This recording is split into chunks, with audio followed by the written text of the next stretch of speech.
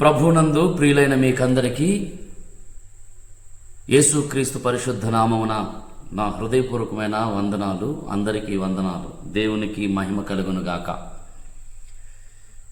ప్రార్థనా సమయం దేవుడు మనకు అనుగ్రహించిన ఒక అద్భుతమైన అవకాశం. ప్రతిరోజు ఈ రీతిగా సాయంత్ర వేళ సమయంలో మనమందరం ఫోన్ కాన్ఫరెన్స్ ద్వారా కూడుకొని దేవునిని ఆరాధించడానికి, అలాగే అనేక అంశాల నిమిత్తమై దేవుడు మనకు అనుగ్రహించిన పరిచర్య నిమిత్తం, మనం చేయవలసిన పరిచర్య నిమిత్తం దేవుడు మనకు అనుగ్రహించిన ఈ చక్కటి సమయాన్ని బట్టి ఆయన పరిశుద్ధ నామమునకే మహిమ కలుగునుగాక.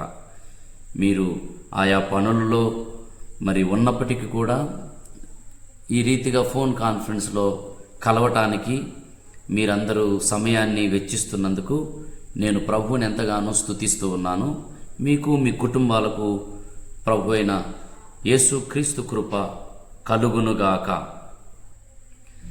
చిన్న వాక్యం చదువుకుందాం. మనం ప్రార్థనలోనికి వెళ్ళబోయే ముందు ఒక చిన్న వాక్యం చదువుకుందాం. తిమోతికి రాసిన మొదటి పత్రిక 2వ అధ్యాయము 1వ వచనం నేనే చదువుతున్నాను. దయచేసి అందరూ అవకాశం ఉంటే బైబిల్ చూడండి, లేకపోతే శ్రద్ధగా వినండి. మనము సంపూర్ణ భక్తియు మాన్యతయు కలిగి నెమ్మదిగాను సుఖముగాను బ్రతుకు నిమిత్తం అన్నిటికంటే ముఖ్యముగా మనుషులందరి కొరకును, రాజుల కొరకును, అధికారుల కొరకును విజ్ఞాపనములను, ప్రార్థనలను, యాచనలను, కృతజ్ఞతాస్తుతులను చేయవలెనని హెచ్చరించుచున్నాను. దేవుడి చిన్న వాక్యము మన వెనికిడిలో దీవించునుగాక. ఇది చాలా లోతైన, విశాలమైన, విస్తృతమైనటువంటి ఒక సందర్భం, సందేశాలు దీంట్లో పరిశుద్ధాత్మ దేవుడు ఇమిడ్చి ఉంచాడు. ప్రభునందు ప్రియులారా, ఒక్క మాట మీద మనకున్న ఈ కొద్ది సమయంలో మనం దృష్టి పెడదాం. ఒక్క మాట మీద. ఇక్కడ ప్రత్యేకంగా పౌలు అంటున్న మాట ఏమిటంటే, అన్నిటికంటే ముఖ్యముగా అనే పదం మనం ఒకంత ఆలోచన చేద్దాం. అన్నిటికంటే ముఖ్యముగా మనము చేయవలసిన ఒక ప్రాముఖ్యమైన అంశమును గూర్చి పరిశుద్ధాత్మ దేవుడు ఇక్కడ తెలియచేస్తూ ఉన్నాడు.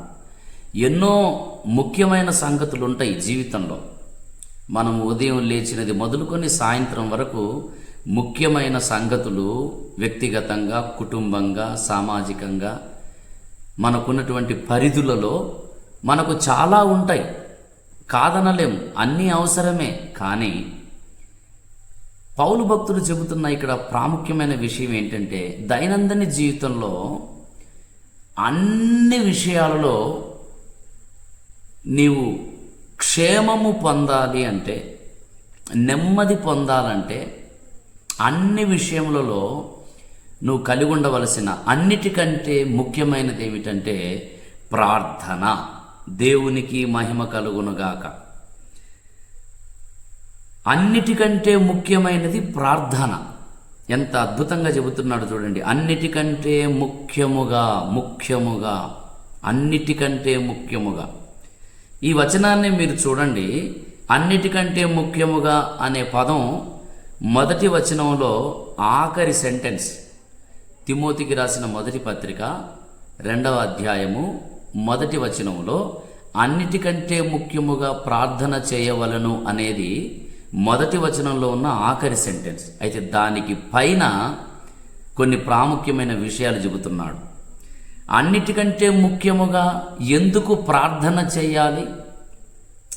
అన్నిటికంటే ముఖ్యముగా ఎందుకు ప్రార్థన ప్రాముఖ్యమైనది అంటే, ప్రార్థనలోనే అన్నీ ఇమిడి ఉన్నాయి. ప్రార్థన లేకుండా జీవితంలో మనం ఏమీ చేయలేము. ప్రార్థన లేకుండా ఏమీ చేయలేము. అక్కడే ఉంది చూడండి. మనము సంపూర్ణ భక్తియు మాన్యతయు కలిగి నెమ్మదిగాను సుఖముగాను బ్రతుకు నిమిత్తం. అది పరిశుద్ధాత్మ దేవుడు తెలియజేయాలనుకుంటున్న మాట. అన్నిటికంటే ముఖ్యముగా ప్రార్థన చేయవలెను. ఎందుకు? ఎన్నో ప్రాముఖ్యమైన విషయాలు ఉన్నాయి జీవితంలో. కానీ వాటన్నిటికంటే కూడా ప్రాముఖ్యమైనది ఏమిటంటే ప్రార్థన. ఎందుకు అన్నిటికంటే ముఖ్యముగా ప్రార్థన చేయాలి అంటే, సంపూర్ణ భక్తి లోకములో కలిగి మనం జీవించాలన్నా, మాన్యత, నెమ్మది, సుఖము లోకములో మనం కలిగి బ్రతకాలన్నా ప్రార్థన అన్నిటికంటే ముఖ్యమైనది. అంటే ప్రార్థన అనేది మన జీవితంలో మనకేం కలిగిస్తుందంటే సంపూర్ణ భక్తిలోనికి మనల్ని నడిపిస్తుంది, మాన్యత కలిగి బ్రతికేటట్లు చేస్తుంది. నెమ్మదిగా మనం లోకములో చుట్టూ పరిస్థితులు, ప్రతికూలతలు, సమస్యలు, వ్యక్తిగత వ్యవహారిక విషయాలు మన చుట్టూ ఎన్ని ఉన్నా నెమ్మదిగా మనము బ్రతికేటట్లు ప్రార్థన మనకు సహాయపడుతుంది. దేవునికి మహిమ కలుగునుగాక. అంతేకాదు, సుఖముగా ఈ లోకములో బ్రతకవలసిన అవసరం ఉన్నది. నెమ్మదిగా, సుఖముగా భక్తిని లోకములో కొనసాగించవలసిన అవసరం ఉంది. ఎందుకంటే లోకములో మనం జీవిస్తున్నటువంటి కాలం చాలా ప్రతికూలమైన కాలం. దుర్దినములలో మనం ఉన్నాం, అపాయకరమైన కాలములలో ఉన్నాం, చీకటి గడియలలో మనం ఉన్నాం. దుష్టుని యొక్క కుతంత్రములు విస్తరించబడేటటువంటి పరిస్థితులు, ప్రతికూలతలలో ఉన్నాం. సువార్త ప్రకటన కానీ, సత్యస్థాపన కానీ జరగటానికి, ప్రకటించడానికి ఎటువంటి అనుకూలతలు లేని కాలంలో మనం ఉన్నాం. కాబట్టి ప్రభువునందు ప్రియులారా, మనము అన్నిటికంటే ముఖ్యముగా ప్రార్థన చేయాలి. లోకములో మనము నెమ్మదిగాను, సుఖముగాను, సంపూర్ణ భక్తి కలిగి బ్రతకాలంటే ముఖ్యముగా ప్రార్థించవలసిన అవసరం ఉంది. ముఖ్యముగా ప్రార్థించవలసిన అవసరం ఉంది. కానీ విచారకరమైన విషయం ఏమిటంటే, ఒక భక్తుడు ఒక మంచి మాట అన్నాడు. ఒక విందును ప్రకటిస్తే హాజరవటానికి ప్రజలు వారి వారి పనులు వదిలి వస్తారు.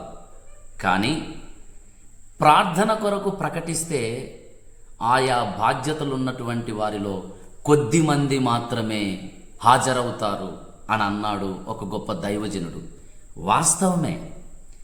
వినోదాలకు, విందులకు, సరదాలకు, ఆయా పిచ్చాపాటి మాటలు మాట్లాడటానికి మనం సమయాన్ని వెచ్చిస్తాం. కానీ మన జీవితమంతా ముడిపడి ఉన్న, జీవితానికి అవసరమైన ప్రాముఖ్యమైనటువంటి ప్రార్థనకు మాత్రం మనము సమయం ఇవ్వకపోవటం అనేది చాలా విచారకరమైనటువంటి విషయం. మరొక భక్తుడు ఒక మాట అన్నాడు, ప్రార్థన అధికం, శక్తి అధికం. ప్రార్థన ఎక్కడైతే అధికమవుతుందో అక్కడ శక్తి కూడా అధికమవుతుంది. ప్రార్థన ఎక్కడైతే శూన్యమవుతుందో అక్కడ శక్తి కూడా శూన్యమవుతుంది. నిజమే. నీ వ్యక్తిగత జీవితంలో, నీ కుటుంబంలో ప్రార్థన ఒకవేళ శూన్యమైతే పరిస్థితులలో మనం జయ జీవితాన్ని అనుభవించలేం.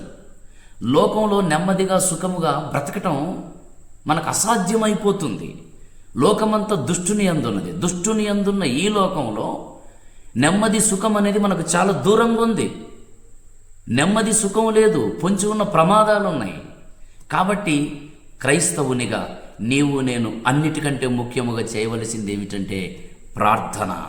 దేవునికి మహిమ కలుగునుగాక. ప్రార్థన నీకు నెమ్మదినిస్తుంది, ప్రార్థన నీకు సుఖాన్ని ప్రసాదిస్తుంది, ప్రార్థన నీకు క్షేమాన్ని అనుగ్రహిస్తుంది, సంపూర్ణ భక్తిలోనికి నువ్వు నడిచే కృపనిస్తుంది ప్రార్థన.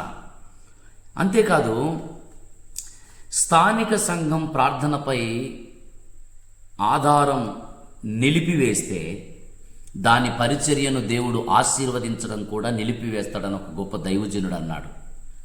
స్థానిక సంఘం లేక వ్యక్తిగత జీవితం ప్రార్థనపై ఆధారపడటం మానివేస్తే దేవుడు వ్యక్తిగత జీవితాన్ని కానీ, సంఘాన్ని కానీ ఆశీర్వదించడం కూడా మానివేస్తాడు.